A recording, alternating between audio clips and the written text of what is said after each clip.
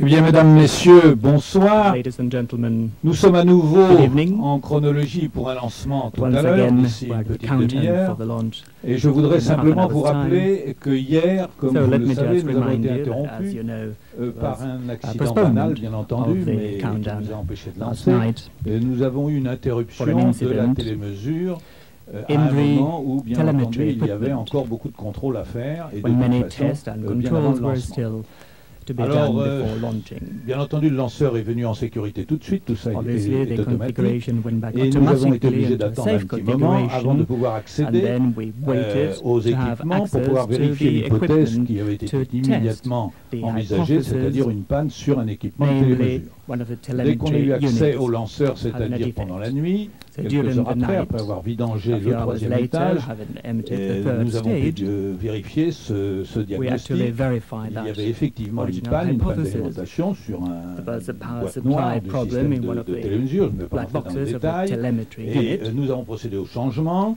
which Nous was avons then vérifié que cette exchanged. boîte n'avait pas été agressée. We Donc checked le that there was no lanceur était en external configuration aggression, as it were, parfaitement, of je dirais, this saine. unit. The configuration Nouvelle boîte was a été correct, mise, a un new nouvel équipement a unit été was mis, les introduced, contrôles ont été the faits tests et were nous done, avons donc procédé à and we une therefore vérification proceeded complète to the avant de overall déclarer le lanceur prêt au testing vol, et before c'était declaring ce the matin launch aux environs de ready 7 for heures. flight, which happened at this Donc le lanceur est morning at 7 maintenant en o'clock. configuration normale, nous avons The repris la launcher chronologie is therefore comme in normal d'habitude, comme configuration. hier, We je started dirais, again puisque the le lanceur normal était dans cette countdown. configuration, la chronologie a été suivie comme, The chronology of à la countdown normale, was followed et vous in avez the donc normal maintenant fashion, à and H-30 therefore une 30 configuration minutes nominale pour until le you lancement have tout a à l'heure. nominal Je vous souhaite configuration donc for une launch. bonne soirée et d'abord I wish you évidemment un a bon very lancement good que evening, nous and allons indeed a very observer en good direct launch, ensemble. which we're going À tout à to l'heure. witness together.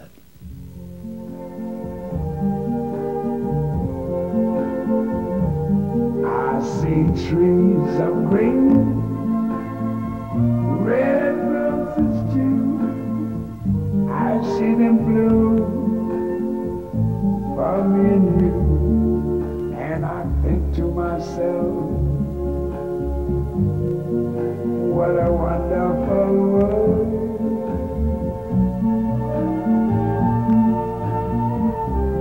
I see skies of blue and clouds of white, the bright blessed day, the dark sacred night, and I think to myself, what a wonderful world.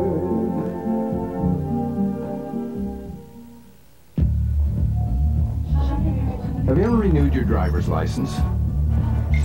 At a cash machine? Nice picture. Fixed your car with a television? Can you walk me through that? Move your right hand. Or had an assistant Here are who some lived in your computer? the reference material I've gathered for your 10 o'clock meeting, and I'm still working on those playoff tickets. You will. And the company that'll bring it to you, AT&T. Madame, Monsieur, bonsoir. Bienvenue en Guyane française pour ce 78e vol Ariane Espace. Nous vous parlons en direct de Kourou depuis la salle de contrôle Jupiter. Ce commentaire en langue anglaise sera assuré par Simon Hayes et Mesut Sisseker. Et notre commentaire en français sera assuré par Charlotte Esbos et Dominique Gueder. Bonsoir. Nous saluons tous ceux qui nous reçoivent en métropole, à Paris, Toulouse, les Mureaux, Vernon, Cannes et Évry. Nous sommes maintenant un petit peu plus de 27 minutes de décollage. Alors Charlotte, comment s'annonce ce lancement? Actuellement, tous les moyens sont verts, leur préparation est conforme à la chronologie. Les essais de vérification de la base de lancement sont terminés et corrects. Et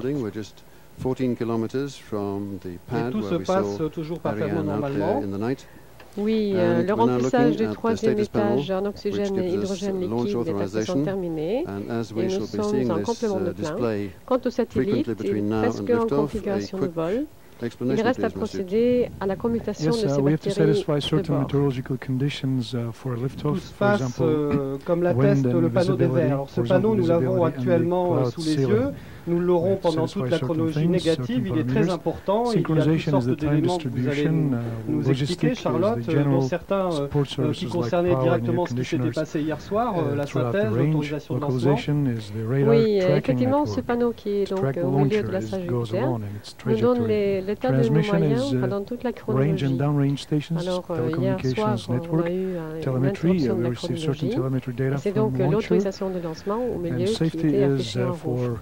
Cette autorisation de lancement, c'est donc une synthèse entre ce qui se passe côté lanceur et ce qui se passe côté base de lancement. Donc, comme a dit M. Bigot tout à l'heure, on a identifié la panne et l'équipement a été remplacé ce matin, et là, on est prêt à continuer.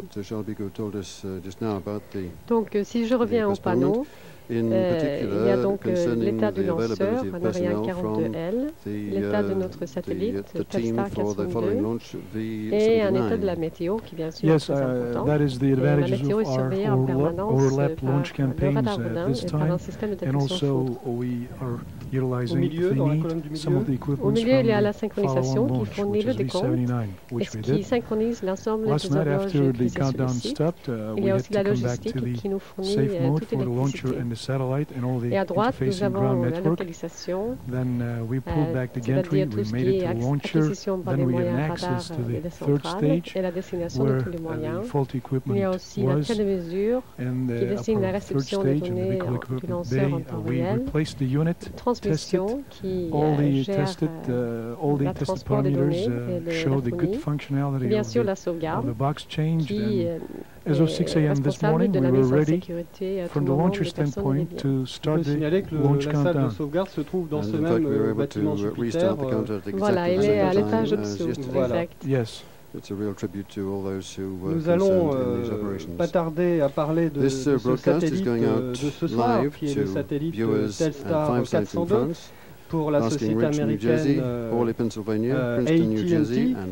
C'est une société qui est énorme, puisque c'est la première société de télécommunications au monde, et puis c'est également une société qui est très ancienne, qui a marqué l'histoire des télécommunications. Nous en reparlerons tout à l'heure. Maintenant, je vous propose de voir un petit peu mieux qui est le passager de ce soir avec le petit film que voici. L'émission de ce soir est retransmise vers les États-Unis, l'Europe et le Japon au moyen de 3 satellites.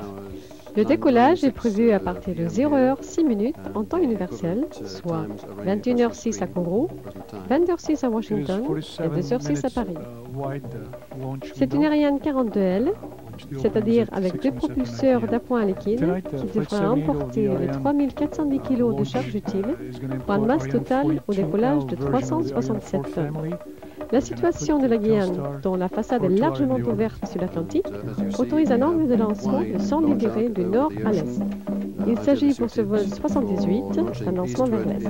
À plus de 7000 km de Paris, la Guyane offre un merveilleux cadre de vie à près de 120 000 habitants. Un tiers réside à Cayenne, le chef-lieu du département, une ville au passé chargée d'histoire. Et outre le spatial, commence d'ailleurs à se développer en Guyane une activité pleine de promesses pour l'avenir, le tourisme. Le lanceur est fin prêt pour le décollage dans presque 23 minutes et tout apparemment semble se dérouler de façon complètement nominale. Absolument, mea culpa pour tout à l'heure, le petit film de présentation du satellite, nous l'aurons dans quelques instants.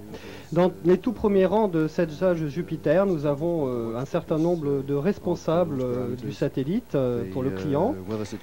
Nous avons notamment le chef de projet, M. John Boyan de AT&T, le directeur mission satellite, M. John Hagensinger de AT&T. Au deuxième rang, il y a M. Erwin Müller, qui est support projet, M. Charles Krisch, qui est responsable pour Lockheed Martin, la société qui a fabriqué ce satellite. Et enfin, M. Bart Eberstein, responsable charge utile de Ariane Espace. Et Dean Morer, AT&T. Au centre de cette salle se trouve la cellule de direction de vol, sous l'autorité du précédent directeur général d'Ariane Espace, Charles Bigot. Voilà, je vous propose maintenant de voir le petit film qui nous présente tous les partenaires d'Ariane Espace dans ce programme. Formed in 1980 as the first industrial and commercial space transportation company in the world, Ariane Space operates the Ariane launch system developed by the French space agency CNES on behalf of the European Space Agency ESA. Ariane Space demonstrates European scientific and technical capabilities. It has the backing of the space industry and banks of 13 countries. Ariane Space operates une présence mondiale, avec en Europe le siège social à Évry, près de Paris. Aux États-Unis, une filiale à Washington. En Asie-Pacifique, un bureau de liaison à Tokyo.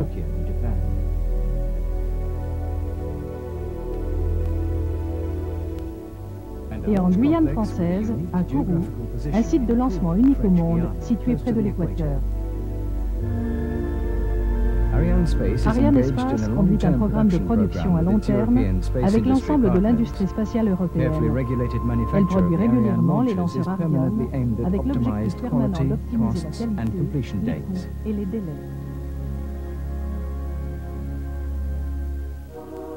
Some 12,000 highly qualified Europeans are engaged in this manufacturing activity. The success of this venture is largely due to the power and cohesion of the industrial partners involved. The principal contractors are Les contractants de premier niveau sont Aérospatiale, SEP, MBB Erno of the DASA Group, MBB Erno du groupe DASA, BPD du groupe Fiat, Matra Marconi Space, Matra Marconi Space, CASA, British Aerospace, Oerlikon Contraves.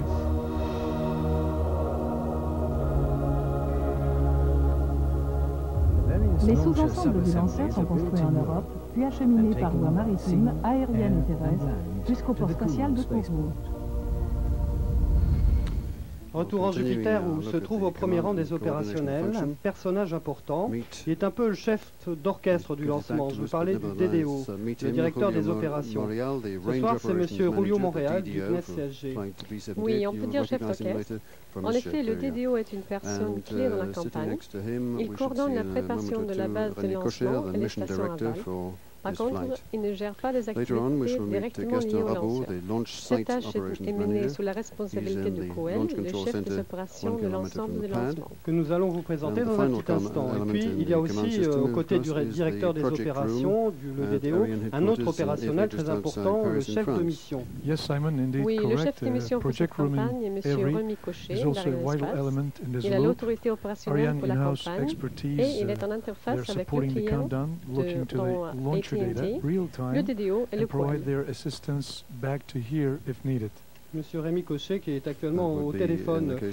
À quoi servent tous ces téléphones qu'on voit dans la salle? Oui, la façon nominale de communiquer entre les opérationnels, c'est avec les interphones qui sont donc enregistrés. Et puis, il faut aussi pouvoir discuter de manière privée. Voici maintenant la campagne lanceur présentée par Bort Taylor-Stein. La campagne lanceur pour ce vol 78 a débuté il y a 26 jours avec l'érection du premier étage du 50e exemplaire d'Ariane 4. Cette 8e mission de l'année, et ceci en moins de 6 mois, rend toujours possible l'exécution du calendrier de 12 tirs prévus en 1995. On a ensuite procédé à l'installation de 2 propulseurs d'appoint liquide, respectivement les 99e et 100e exemplaires produits par la DASA en Allemagne. Le 3e étage est arrivé par un avion spécial, ceci afin de maintenir une cadence de production optimisée. Après l'érection du 3e étage, on a installé la case à équipement, le cerveau du lanceur.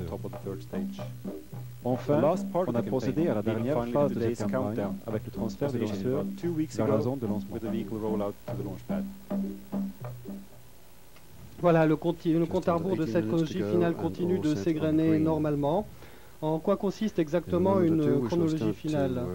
Sous cette appellation sont rassemblées toutes les opérations de préparation finale du lanceur, de la base de lancement avec des stations aval et du satellite. Le bon déroulement de ces opérations autorisera l'allumage des moteurs à l'heure choisie. Mais j'imagine qu'un bon nombre de vérifications doivent être effectuées avant un vol. Oui, évidemment. Entre autres, à 0-2h25, on procède à une véritable simulation de vol, c'est-à-dire que sur les différents sites radars et télémesures, on déroule des bandes contenant des données réelles issues d'un vol précédent et similaire. Elles sont envoyées au centre de calcul où la position du lanceur par rapport aux stations de poursuite est déterminée. Cette position est aussi visualisée dans la salle de sauvegarde de Jupiter et renvoyée aux stations. Les opérateurs radar et télémesure vérifient que les données réelles sont correctes et ce test permet donc de valider le cheminement complet des données de poursuite. Je crois, Dominique, que vous avez traduit pour nous de l'anglais le film de présentation de Telstar. Le voici. Telstar 4, une avancée sans précédent dans le domaine de la conception des satellites. Telstar 4, une combinaison de nouveaux moyens pour faciliter les liaisons ascendantes et descendantes. Telstar 4, un instrument privilégié pour assurer la transition de ce siècle au siècle prochain. Telstar permet d'anticiper sur les besoins futurs dans le secteur des télécommunications. Il est équipé de 24 transpondeurs en bande C et de 16 en bande KU fonctionnant à 54 MHz. 8 des transpondeurs en bande KU peuvent être subdivisés depuis la station contrôle en deux segments distincts de 27 MHz chacun avec son amplificateur.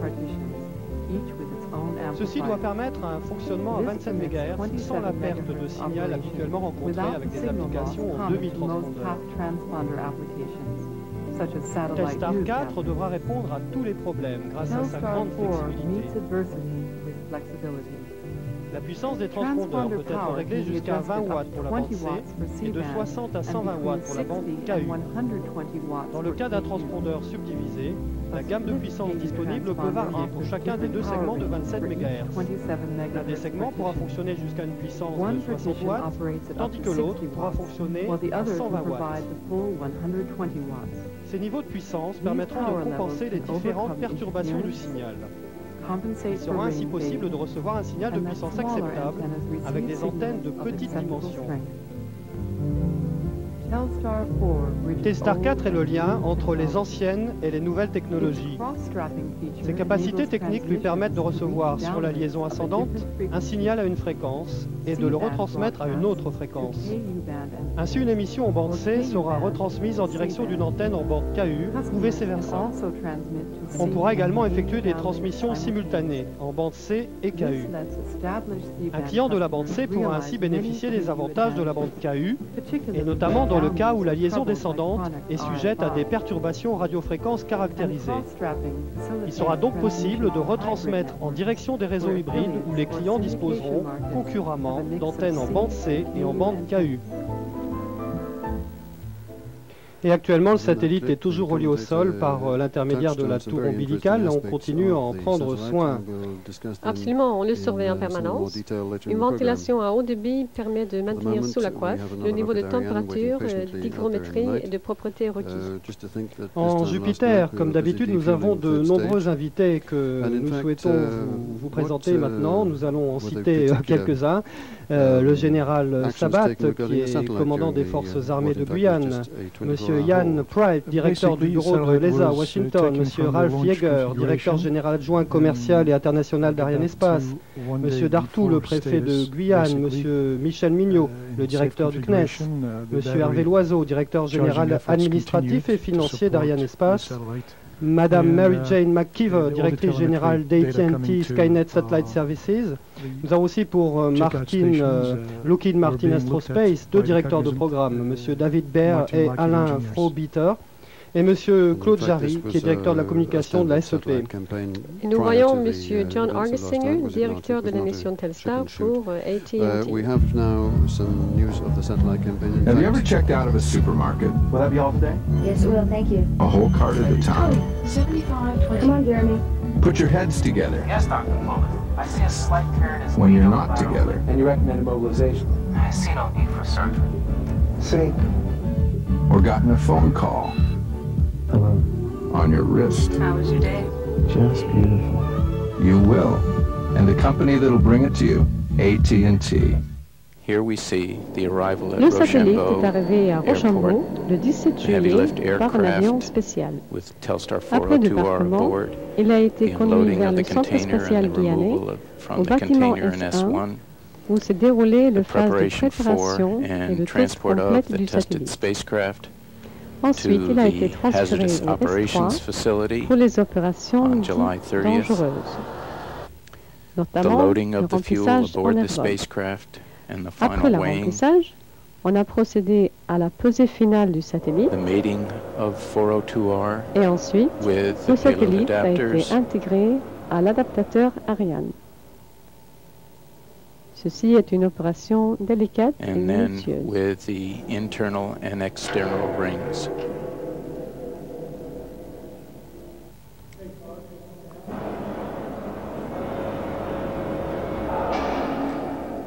La dernière opération OS3 a consisté en la fermeture de la coiffe.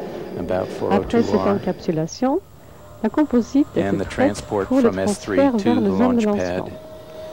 Ceci a été fait le 15 septembre et le satellite a été hissé au sommet de lanceur.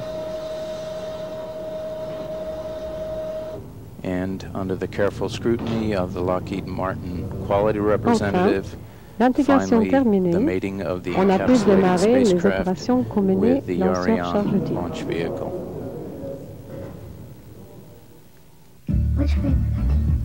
Have you ever had a classmate who's thousands of miles away? Yes.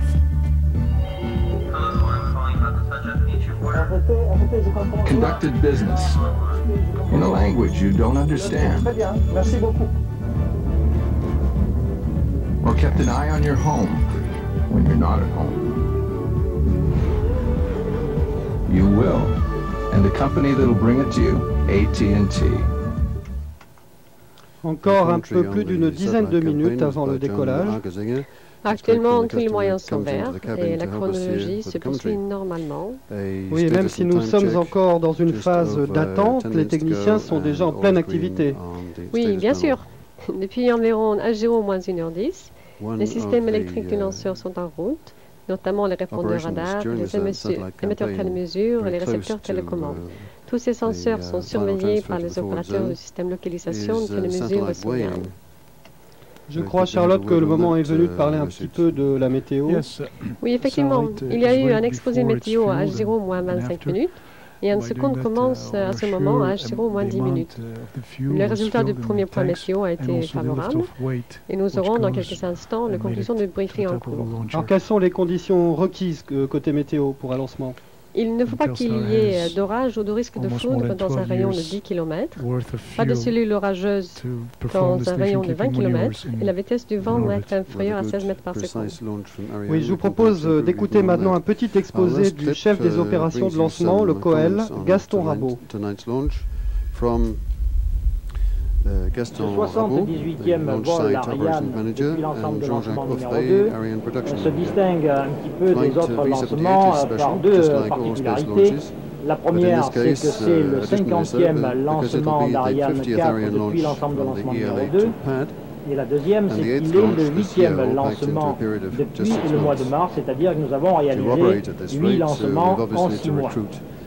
Pour arriver à cette cadence, il est évident que nous sommes dotés d'effectifs supplémentaires et de moyens mis en œuvre supplémentaires aussi, qui nous permet de tenir ces cadences avec le même niveau de qualité. Il est bien évident que ici, si on réalise des opérations à cette cadence, il est nécessaire que la production en métropole suive le rythme. En effet, Gaston, une cadence de lancement élevée, ça ne se passe pas sans une cadence de production aussi élevée à la hauteur. L'outil de production Ariane en ce moment tourne à pleine cadence, à forte cadence. Et bien sûr, tout ceci ne se fait pas facilement et a nécessité des investissements outils avec les machines, une augmentation sensible des équipes de production.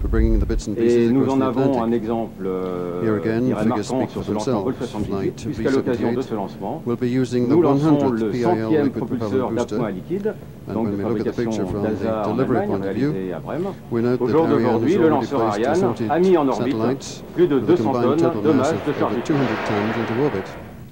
Le retrait du portique est une des dernières opérations de responsabilité de l'ensemble de lancement. Ce portique, qui est une structure de 9000 tonnes, est vraisemblablement la structure mobile la plus importante d'Europe. Elle permet de dégager entièrement le lanceur pour le mettre dans une configuration finale prête au lancement et ainsi permettre le remplissage du troisième étage, un ergol cryogénique. Le lanceur Vol 78 est maintenant dans sa configuration prête à voler. Il restera ainsi jusqu'à ce soir pour s'envoler dans la belle nuit Miami. Nous approchons d'une étape importante de la chronologie lanceur, la séquence synchronisée. Elle doit intervenir à H0-6 minutes. Que va-t-il se passer? Eh bien, jusqu'à H0-6 minutes, les opérations sont commandées par l'homme depuis le pupitre. Au-delà, une séquence automatique effectue les mises en œuvre ultimes du lanceur et les contrôles rendus nécessaires par le passage en configuration vol. Cette séquence est conduite en parallèle jusqu'à H0-5 secondes par deux calculateurs situés dans le centre de lancement.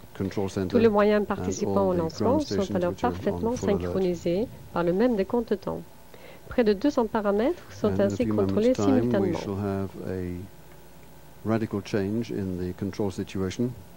Encore quelques secondes avant le décompte pour la séquence synchronisée.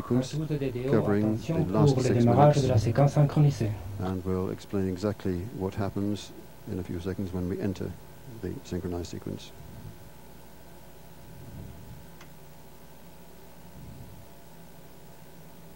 Top, moins 6 minutes, démarrage de la séquence synchronisée. Voilà, nous sommes en séquence synchronisée, tout se passe bien. Les paramètres lanceurs sont donc à présent intégralement gérés par les deux ordinateurs du CDL. Oui, le CCE pilote toutes les fonctions et les mises en œuvre de la partie électrique. Et le CCF, lui, est responsable de toutes les actions sur le système fluide. Et si un rouge intervenait maintenant? Alors, tout rouge déclencherait un arrêt instantané de décompte et ce recalage obligatoire à H0-6 minutes. Une fois les causes identifiées et les problèmes traités, le lanceur serait remis en configuration et le décompte serait relancé pour une nouvelle séquence synchronisée complète. L'heure de lancement est chargée dans le calculateur de bord à H0-4 minutes 30. Bon, il n'y a pas de rouge en vue, tout se passe bien. Le lanceur est toujours lié au sol par les ombilicaux électriques et fluides. C'est ainsi que le troisième étage est toujours alimenté en école fluide par les deux bras cryogéniques. Nous voyons actuellement ce système. Il y a deux demi-images qui vont vous présenter ces bras cryotechniques. Les voici. Donc à gauche de l'écran, nous avons l'alimentation en oxygène liquide et à droite en hydrogène liquide. L'oxygène liquide est maintenu à une température de moins 170 degrés. Et l'hydrogène à moins 250. La liaison de ces bras avec le lanceur est assurée par des plaques à clapet qu'on verra se décrocher 5 secondes avant le H0. Pour l'instant, le satellite Telstar, tout comme le lanceur d'ailleurs, est toujours relié électriquement au sol, mais ils vont bientôt passer sur leur alimentation de bord. Oui, pour le satellite, cette phase, nous l'avons déjà dit, est prévue au plus tard à H0-3 minutes 40. Et ensuite, il y a la pressurisation vol du réservoir d'hydrogène liquide. Et ensuite, ça sera de même pour le réservoir à oxygène liquide. Enfin, à moins d'une minute, on aura la commutation sol-bord des systèmes électriques, c'est-à-dire que Ariane passera sur son alimentation interne. Et puis il y a des gens qui travaillent loin d'ici, à quelques milliers de kilomètres de la Guyane également, les gens qui travaillent sur les stations aval, les stations qui sont activées pour suivre le lanceur et ses passagers tout au long de la trajectoire. Oui, il y a 4 stations qui sont activées pour suivre le lanceur. Et donc, il s'agit de Natal, au Brésil, Ascension, et puis Libreville. Alors, puisque c'est un lancement vers l'est, on utilise donc ces stations pour un lancement vers le nord. Et c'est Ascension qui va avoir l'extraction du troisième étage et la séparation sera vue par Libreville. Donc nous sommes maintenant à 3 minutes du décollage. Où en est la météo, Charlotte? Oui, nous avons eu le résultat tout à l'heure de l'explosé à H0-10 minutes et tous les critères sont toujours verts. Et c'est valable pour toutes les fenêtres de lancement. Voilà, nous sommes maintenant sous la barre des 3 minutes. Telstar 402R est autonome électriquement et la chronologie est apparemment toujours nominale. Pas de rouge à l'horizon. Bon, sans croître la tension des opérationnels en Jupiter, vous connaissez bien ça, Charlotte, vous qui vous trouvez régulièrement au pupitre localisation pour les lancements. Oui, c'est ma place préférée. C'est pas gentil pour moi. Mais honnêtement, pendant les dernières minutes, il y a une ambiance très spéciale dans toutes les salles opérationnelles. pas uniquement dans Jupiter. On est tous hyper concentrés et prêts à intervenir à tout instant. En cas de nécessité, il faut pouvoir réagir très vite et de manière correcte. Mais bon, pour l'instant, il n'y a pas d'inquiétude, tout va bien. La météo est favorable et on devrait avoir une bonne visibilité à partir des différents sites à Kourou. Oui, on va être fixé dans quelques secondes.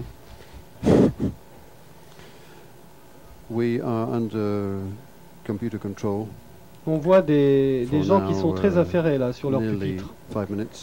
Oui, c'est quand même ça demande une certaine concentration. Yes. Capability. Yes.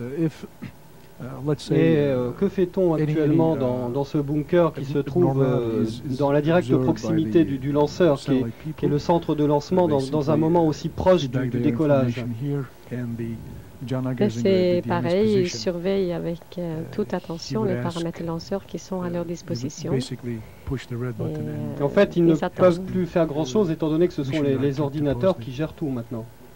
À toutes les DO, attention pour moins une minute. Oui, c'est tout à fait correct ce qu'il dit. Voilà. Top, moins une minute. Voilà, nous venons d'entamer la dernière minute avant que l'ordre d'allumage soit donné. Tout va se dérouler très vite maintenant. Oui, à 9 secondes de H0, les deux centrales inertielles sont libérées.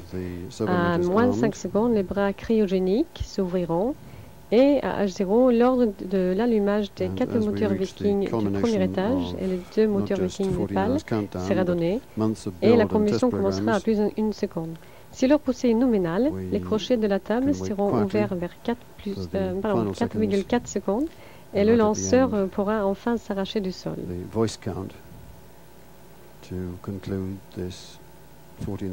À toutes les DO, attention pour le décompte final.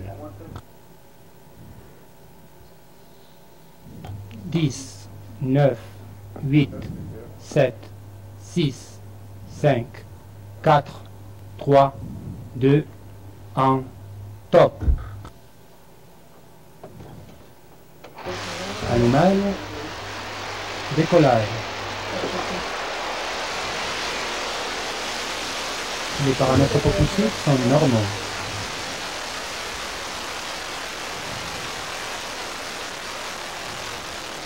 Le pilotage est normal, la pression foyer est normale. And we have a steady burn Tous les from paramètres 6 sont normaux. Viking engines. Ariane now already completed the tilt operation and the vertical ascent.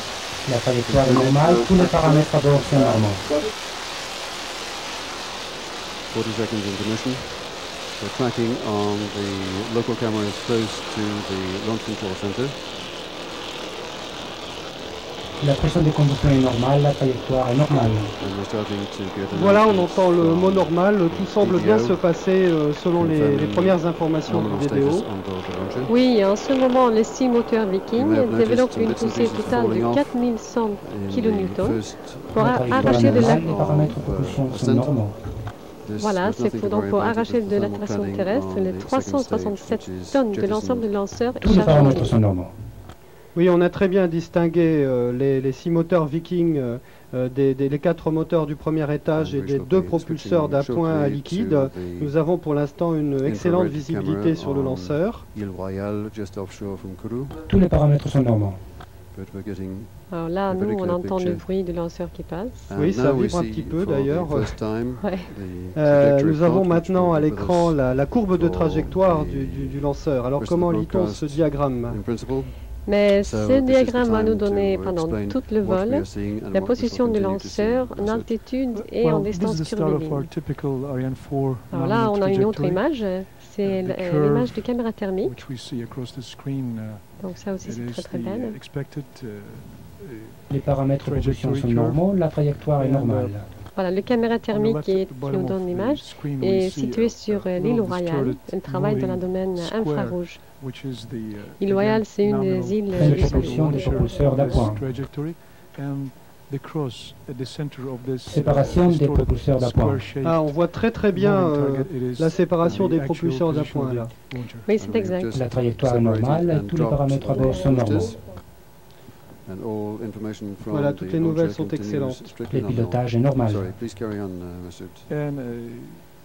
On the right-hand side, we see certain parameters. Let's look from the top, the important ones. Trajectoire nominale, latitude nominale. From the H0 point, A is for altitude, which shows that braquage très faible, altitude nominale, trajectoire normale. Speed of the launcher, it reached already to 2.2 km per second value. You can't run that fast. Tous les paramètres à bord sont normaux. On s'achemine rapidement vers l'extinction du premier étage. Voilà, j'allais en parler. On attend la séparation maintenant entre le premier et le deuxième. Séparation du premier étage, allumage du deuxième étage. Voilà. À ce stade, le lanceur ne pèse déjà plus. La pression de combustion est normale, la trajectoire est normale. Oui, j'allais dire que le lanceur ne pèse plus que 57 tonnes sur les 367 tonnes du départ. Il s'est donc déjà débarrassé de 85% de sa masse initiale. Et la prochaine étape, les paramètres à bord sont normaux, la trajectoire est normale. Et la prochaine étape va être le largage de la coiffe qui interviendra dans quelques secondes, précisément à 4 minutes. Cette coiffe est fabriquée par la Suisse Oerlikon Contraves, elle pèse 730 kg. Et voilà, la coiffe n'est plus normale, tous les paramètres à bord sont normaux. C'est agréable d'être interrompu par d'aussi bonnes nouvelles. La coiffe n'est plus nécessaire puisque le lanceur a traversé les couches denses de l'atmosphère et donc il n'est plus nécessaire de protéger le satellite. Oui, cela se passe à une altitude d'environ 100 km. Donc on va peut-être parler un peu de la courbe. Les paramètres à bord sont normaux, la pression est normale, la trajectoire est normale. C'est bien, nous avons un directeur d'opération ce soir qui n'est pas avare d'informations, pourquoi s'en priver quand elles sont bonnes. Oui, c'est ça. Voilà, quelle sera la prochaine étape Oui, la prochaine étape, ce sera l'extinction du moteur Viking 4 du deuxième étage. Tout comme les Vikings de premier étage et les Vikings des pales, il est fabriqué par la Société européenne de propulsion du groupe Snecma à Vernon. Oui, il convient aussi de signaler que les pales et le deuxième étage, les pales et le deuxième étage sont intégrés en Allemagne sous la maîtrise d'œuvre d'ASA, du groupe Daimler-Benz, tandis que le premier et le troisième étage, qu'on va bientôt allumer, absolument, le premier et le troisième étage donc sont intégrés en France sous maîtrise d'œuvre d'Aérospatiale. Et le deuxième étage qui fonctionne actuellement. Fin des propulsions du deuxième étage. Qui vient de s'éteindre d'ailleurs. Bon, lui, il fonctionnait à partir. Séparation du deuxième étage. À partir. Allumage du troisième étage. Bon, je crois qu'on ne va pas trop parler de deuxième étage. Pression de combustion normale, tous les paramètres sont normaux. Par contre, je vais quand même signaler une différence intéressante entre les deux premiers étages et le troisième étage. Et c'est que les deux premières fonctionnent jusqu'à... Les paramètres de propulsion sont normaux, la trajectoire est normale. Les deux premiers étages fonctionnent jusqu'à combustion complète de leurs ergols, tandis que le troisième étage est arrêté par une commande, alors que ces réservoirs, la trajectoire est normale, alors que ces réservoirs ne sont pas encore complètement vides. Pourquoi fait-on ça? Tous les paramètres sont normaux, la trajectoire est normale, la propulsion est normale. Oui, on fait ça parce qu'on veut pouvoir bénéficier acquisition de la station de Natal. Une petite marge de sécurité pour être sûr d'atteindre le point d'injection visé. Voilà l'animation qui nous présente le radar de Natal qui suit maintenant notre lanceur. Il a donc quitté sa base depuis 6 minutes 34. Et il faut savoir qu'un vol est entièrement automatique. La trajectoire est normale, la propulsion est normale. Parfait, c'est-à-dire qu'un vol en fait se déroule selon un programme qui a été préalablement chargé dans le cerveau du lanceur, qui est la case équipement. Le lanceur se dirige donc lui-même. Oui, mieux que ça, il se pilote lui-même. En effet, il effectue des corrections de trajectoire et d'attitude. Il peut connaître sa position grâce à ses deux centrales inertielles, de même que sa vitesse et son attitude.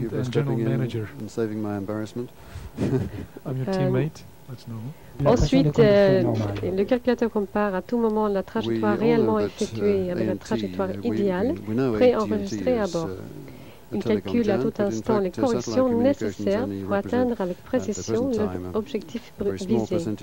En d'autres termes, il réalise son propre Les paramètres à bord sont normaux, la trajectoire est normale. En outre, Plus il s'approche du point visé, plus son vécu est important et les paramètres accumulés sont autant d'informations lui permettant d'extrapoler sa trajectoire. Donc on le laisse naviguer tout seul, mais les équipes opérationnelles suivent toute cette trajectoire en temps réel. Oui, bien entendu. De nombreuses informations sont reçues ici au centre spatial de Kourou et dans les différentes stations aval. Alors, par rapport au centre spatial, les premières 10 à 11 minutes de vol sont très importantes du point de vue de la sécurité des personnes et des installations. Alors, la trajectoire est normale. Donc, c'est une bonne nouvelle. La sauvegarde a donc besoin des informations très précises. Le pilotage est normal, tous les paramètres à bord sont normaux, la propulsion est normale. Oui, donc j'allais dire que la sauvegarde a besoin des informations très précises sur les positions et les comportements du lanceur. La fonction principale du système de localisation est de fournir deux chaînes indépendantes de la trajectoire du lanceur. Dans la case à équipement du lanceur, il y a deux répondeurs. Il y a donc deux répondeurs radar, ainsi que deux émetteurs télémesure et deux récepteurs télécommande. Alors, les deux répondeurs radar sont interrogés par les trois radars en Guyane et ensuite par les deux radars de Natal au Brésil. Et là, la trajectoire est normale. Là, actuellement, sur la courbe, vous voyez qu'au moyen britannique, qui est donc un radar de Guyane. Alors, les émetteurs télémesure fournissent pendant tout le vol une série de paramètres lanceurs qui sont traités au set, c'est-à-dire le système d'exploitation télémesure. Et entre autres, on retrouve la position et la vitesse du lanceur, issus des centrales inertielles. Ces informations sont traitées dans les deux calculateurs principaux, CP1 et CP2. Oui, nous avons actuellement à côté de M. Bart Taylor-Stan, qui était en zone d'Arianespace, Madame Mary Jane McKeever, qui est directrice générale d'AT&T Skynet Satellite Service. Et j'imagine que plus que quiconque, elle suit avec énormément d'attention ce qui se passe actuellement et qui, comme nous le dit le directeur d'opération, est normal, puisque c'est leur satellite qui est actuellement lancé. C'est un lancement très très important pour eux. Ils ont une énorme quantité de travail à faire. Ils ont une énorme quantité de travail à fournir avec ce satellite. Nous en parlerons un petit peu plus tard. C'est un satellite extrêmement perfectionné. La pression de combustion est normale.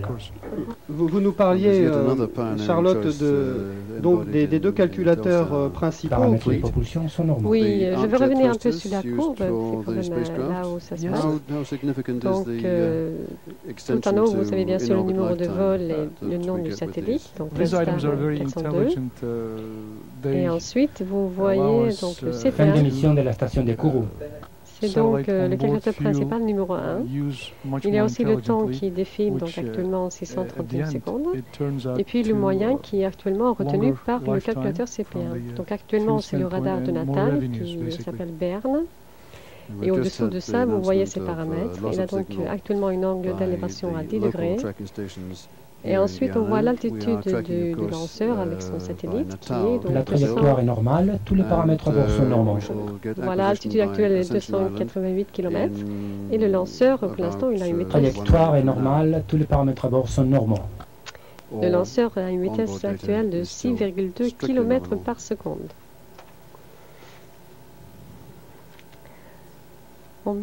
Les paramètres propulsifs sont normaux.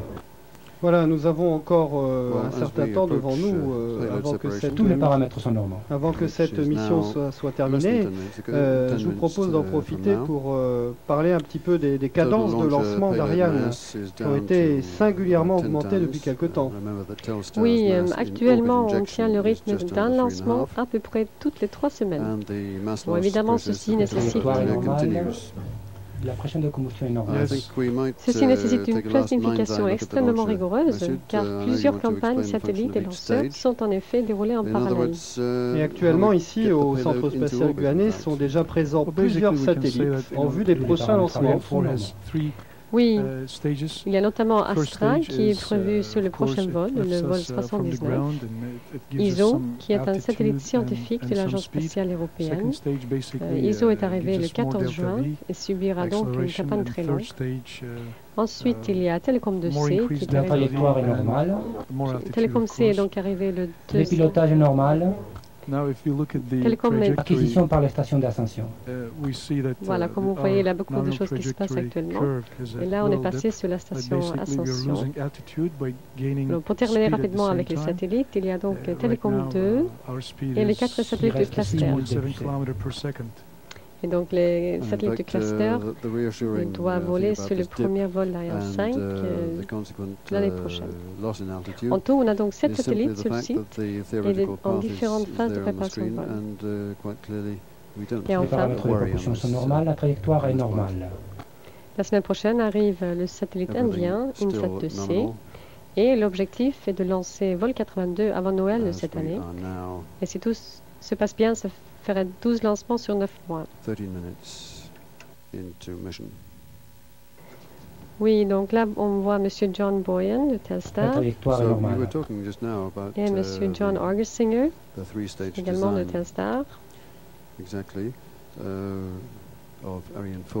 Tous les paramètres à bord sont normaux, la trajectoire est normale. Charles Krish de Lockheed Martin et M. Muller de Telstar. Donc actuellement le lanceur baisse un petit peu en altitude. Pourquoi fait-on ce mouvement? Ceci c'est tout à fait nominal, ça fait partie de son trajectoire très Tous les paramètres à bord sont normaux, la trajectoire est normale, la propulsion est normale. Oui, j'allais dire que ça fait partie de son programme de vol qui est chargé dans le calculateur. Donc la vitesse devrait augmenter. Oui, la vitesse va augmenter et la vitesse max sera autour de 9,7 km par seconde. D'accord. It carries a larger payload. Of course, with Ariane 5, we'll be able to launch 2 Telstar like this on the same launcher. Voilà, donc nous devrions travailler avec la station d'Ascension, dont l'acquisition devrait être annoncée par le directeur d'opération. Non, nous y sommes, mais Natal était... Voilà, c'est ça. Effectivement, il y a un recouvrement pour assurer la poursuite. Alors l'Ascension, c'est une île au... C'est une île au milieu de l'Atlantique. Le pilotage est normal, la trajectoire est normale, tous les paramètres à bord sont normaux. Oui, affirmatif. Ascension est une île britannique. Sur cette île est placée une station de télémesure qui appartient à l'Agence spatiale européenne et qu'on utilise systématiquement pour les lancements Ariane vers l'Est. Alors pendant les 7 minutes que cette station va suivre le lanceur, il va entre autres voir l'extinction du 3e étage qui va se passer dans très peu de temps. Oui, cette extinction est prévue. Les propulsions sont normaux, la trajectoire est normale. Tout est normal, l'extinction est donc prévue à 18 minutes 27, c'est-à-dire dans 3 minutes à peu près. Voilà, c'est ça. Bon, nous pouvons en profiter pour parler encore un peu de l'activité intense en ce moment au centre spatial guyanais. Vous pouvez déjà nous donner des premières informations sur le début de la campagne en cours, la campagne du prochain lancement, le V79. Oui, donc le 7 est normal, la pression de combustion est normale, tous les paramètres à bord sont normaux. Oui, donc le satellite suivant, c'est donc Astra 1E, et il est arrivé il y a une semaine, et l'équipe de la Société européenne de satellites, SES, est actuellement en train d'exécuter les tests satellites. Alors, côté lanceur, l'érection du premier et du 2e étage était terminée vendredi dernier, le 15/9, et l'accostage des 2 pales, car il s'agit encore d'un Ariane 42L, comme ce soir, a été achevé mardi. C'était d'ailleurs le même jour qu'on l'avait... Le pilotage est normal, la trajectoire est normale, la propulsion est normale. Voilà, donc je veux dire que c'était le même jour qu'on avait procédé à la répétition générale de ce vol 78. Et enfin, l'érection du 3e étage a eu lieu avant-hier. La semaine prochaine, on continue avec, entre autres, les contrôles répondeurs radar, etc. Et on vise une date de lancement de 13 octobre, c'est-à-dire dans près de 3 semaines. Et pour revenir au lancement de ce soir, le client d'Ariane Espace est la plus grande société de télécommunications au monde, AT&T, je vous l'ai dit tout à l'heure. Cette entreprise a déjà derrière elle une longue expérience de l'utilisation satellitaire, puisque Telstar 1 a été placé en orbite en 1962. Alors, ce qui est intéressant à savoir, c'est que c'était le premier satellite actif à large bande du monde, et c'est avec lui que pour la première fois, des signaux télévision ont pu traverser l'Atlantique. Depuis cette époque, 5 satellites Telstar ont été lancés et mis en service. Telstar 402, qui est actuellement transporté par Ariane vers son orbite de transfert géostationnaire, et donc à la pointe des acquisition par la station de Libreville actuelle, et il couvrira 50 États américains, Porto Rico et les îles Vierges qui sont américaines. Il mettra en œuvre des techniques la propulsion est normale, le pilotage est normal. Parfait. Telstar 402 mettra donc en œuvre des techniques de compression numérique, et il permettra par sa puissance la réception de programmes de télévision directe avec des antennes paraboliques de petite taille. Et puis il servira aussi aux transmissions de données VSAT pour... Oui, ça veut dire Very Small Aperture Terminal. Voilà, et ce sont des communications satellites entre utilisateurs privés avec des installations de petite taille. Ce mode de transmission VSAT est très utilisé dans le monde des affaires, de la banque ou encore, par exemple, dans le domaine de la santé. Fin de propulsion du 3e étage. Voilà, tout se passe très bien. Nous avons eu également l'acquisition Libreville, donc Libreville qui, en Afrique, qui suit le lanceur par les stations de Libreville. Oui, alors, surtout on a eu l'extension du 3e étage. Donc c'est pas encore entièrement fini pour le 3e étage, quand même, parce que l'ensemble du 3e étage de Telstar est en orbite. Orientation du H10. Et là, nous allons commencer les différentes séquences SCAR. Alors SCAR, c'est-à-dire le système de contrôle d'attitude et de roulis.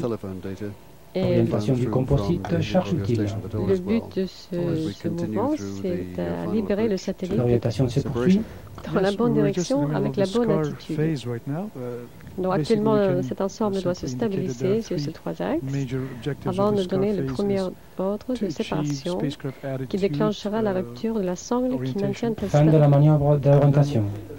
Voilà, pour effectuer la séparation. Poursuite correcte à Libreville. Tout se passe bien et la séparation de Telstar devrait intervenir dans une trentaine de secondes à peu près, un petit peu plus. Oui, c'est exact, à 20 minutes, 25 secondes, pardon, 24, oui. Fin de mission de la station d'ascension. Voilà, plus que 20 secondes. La poursuite de la station de Libreville est normale. Oui, donc là, on voit qu'actuellement, il n'y a rien qui défile. C'est pas du tout un problème. Tout est nominal. Par contre, il y a une petite coupure liaison entre Libreville et CSG qui fait qu'on ne reçoit pas les données. Mais bien sûr, poursuite nominale à Libreville. Libreville poursuit le lanceur. Mais Libreville continue de recevoir... Séparation Telstar 402 voilà. What did I say? Separation occurred, but as you explained before, because of the problem, dedicated line problem coming from the Libreville station. Voilà la bonne nouvelle, Madame McKeever a l'air très heureuse et on la comprend. Avec cette séparation qui est parfaitement réussie, la mission du lanceur n'est pas encore tout à fait terminée. Je crois qu'il y a une dernière étape. Oui, c'est la manœuvre de passivation, c'est-à-dire de neutralisation de cet étage, le 3e étage alors, qui contient encore de l'hydrogène et de l'oxygène. Pour ce faire, une vanne s'est ouverte permettant au reliquat d'oxygène de s'échapper, et la même procédure est appliquée à la vanne hydrogène. Les gaz s'échappant, la structure de 3e étage dérive tout doucement et va se placer sur une orbite où il n'y a pas de satellite. Au bout de quelques heures, cet ensemble deviendra une masse inerte et ne présentera plus aucun danger d'explosion. Il restera très longtemps sur une orbite parfaitement contrôlée. Et toutes les orbites sont prévues pour être parfaitement contrôlées. Il faut le préciser.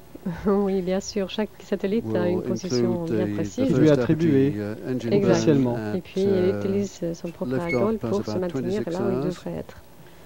Eh bien, en sage Jupiter, nous pouvons vous certifier qu'il y a des sourires sur toutes les lèvres et tout le monde est complètement détendu à présent. Je crois que c'est un beau succès de plus pour Arianespace.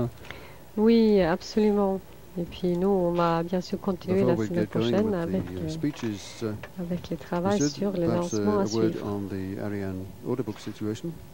Looking forward to the next and other upcoming launches.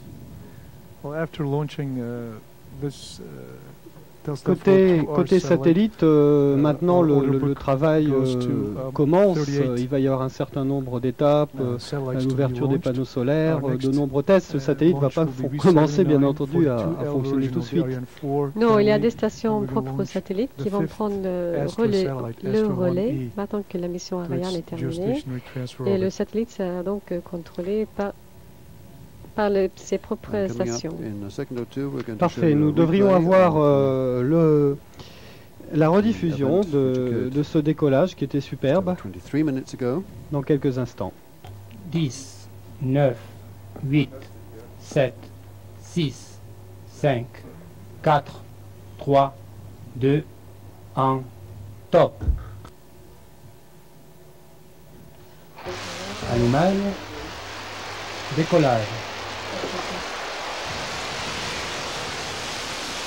Les paramètres propulsifs sont normaux. Fin de mission du lanceur. Le pilotage est normal, la pression foyer est normale. Tous les paramètres sont normaux. Continue to watch that replay. We've just taken in the DDO announcement of end of mission for Ariane, which also means completion of the avoidance maneuver. À tous les DDO, fin de la chronologie vol 78, les moyens sont remis à la disposition des adjoints. Les débriefings du lancement en salle Max Hauser, lundi, après la réunion de coordination générale. Merci à tous. And that was an announcement by the DDO concerning the wash-up meeting for this flight, which will occur on Monday of next week when it all starts again, or rather when it all continues for the next. Now we have Irvin Miller on the screen. Voilà, nous ne devrions pas tarder à voir les allocutions de M. Charles Bigot, bien sûr, le président directeur général d'Arianespace. Et puis nous devrions écouter aussi Mary-Jane McKeever, directrice générale d'AT&T, Skynet Supply Services, qui est heureuse ce soir. Good signature from the spacecraft acquisition, and that's going to complete the night. That's right.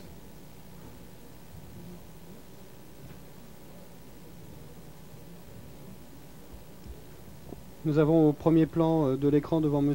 Charles Bigot, M. Delahaye, qui est le directeur de l'Agence spatiale européenne, ici à Kourou.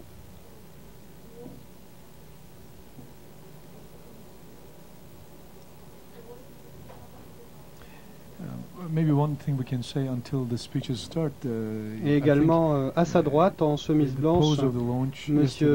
Michel Mignot, qui est le directeur du Centre spatial lyonnais. Good demonstration of how reliability is important for us, and that we are not taking the chances, as we are very determined to provide more launch services to our customers because of our backlog. Indeed.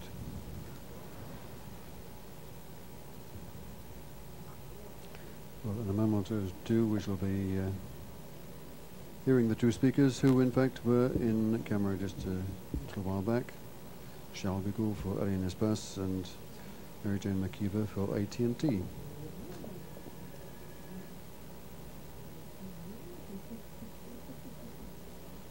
And it is just possible that we shall have good news about the satellite before we go off the air. Je pense que les opérationnels attendent actuellement d'avoir exactement les paramètres de satellisation de Telstar 402.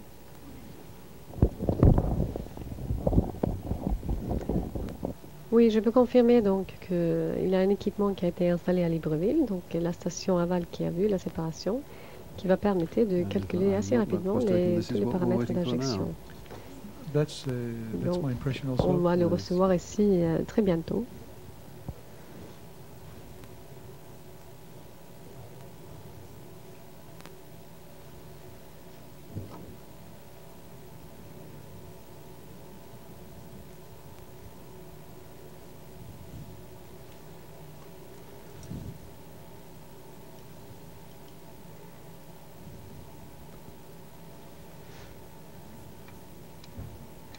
Oui, tout se fait par phonie avec Libreville, parce que la transmission habituelle entre Libreville et Kourou ne fonctionne pas. Oui, non, malheureusement, ça a été coupé très peu avant le lancement, donc ça fonctionnait très bien hier. Mais donc on n'a pas lancé hier. Et donc actuellement, il est en panne.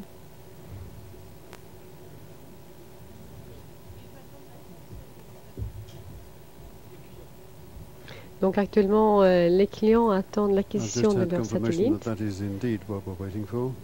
Ce qui ne va pas tarder, c'est à peu près 5-10 minutes après la séparation. So in a moment or two, I hope we can pass on the good news. Yes, the positive good news came.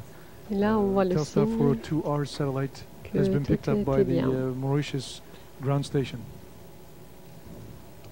Monsieur Hagersinger à l'écran. Voilà, on voit Monsieur Hagersinger de AT&T.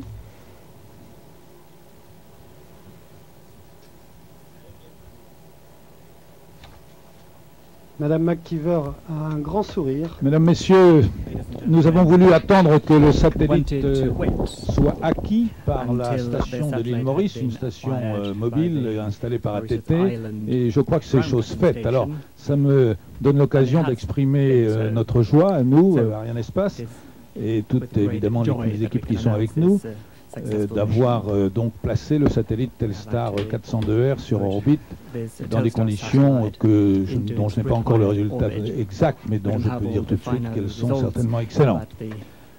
C'est une grande satisfaction parce que notre client attendait ça depuis longtemps. C'est un satellite de remplacement, comme vous le savez. C'est donc un satellite pour lequel Arianespace a essayé de faire le maximum pour sortir son client d'une situation difficile. Nous avons donc lancé 5 mois après avoir signé le contrat et c'est un service de solidarité et d'amitié avec ATT que nous tenions absolument à faire et à faire bien entendu dans de bonnes conditions. Parce que ATT, tout le monde le sait, est un client prestigieux, c'est un client également qui nous a fait confiance. Et c'est la première société mondiale de télécommunications. Nous sommes très fiers de participer à l'expansion de son système de télécommunications par satellite, dont le directeur général est à ma droite, Madame McKeever, et je vais lui passer la parole. Merci.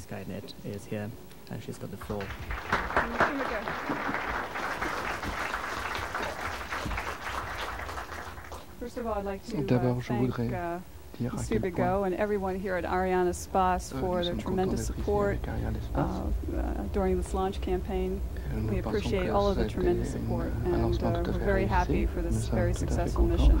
I'd like to welcome everyone who's with us in Washington, D.C., as well as in Holly, Pennsylvania, and other locations in the United States. I'd like to thank in addition to Arianespace, I'd like to thank our colleagues from Lockheed Martin for their tremendous support. Russ McFall and his team in East Windsor, I know Bill, you're here in Kourou. I'd like to thank everyone for their tremendous support as well. Also, I'd like to thank the Skynet team, the extended Skynet satellite team, Carl Sabatillo, Terry Hart, Mary Jane McRae, Jim Carlin, Rich Courier, everyone, for their tremendous support.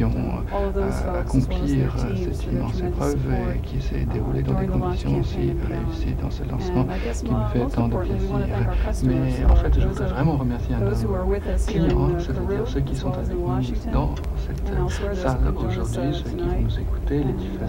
You are the reason we are here, and we're very grateful for your support. So, donc nous nous attendons à une réussite à l'avenir pour un immense succès. Merci.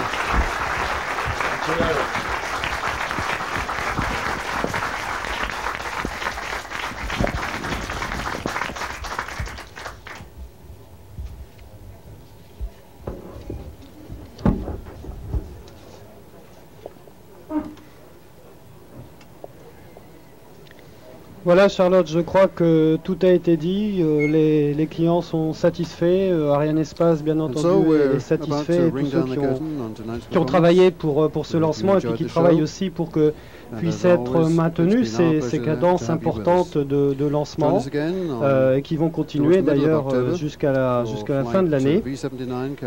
Oui, et même après. Et donc d'abord on a un rendez-vous dans 3 semaines pour vol 79 avec Astra 1E. Voilà, donc nous vous remercions beaucoup pour votre attention.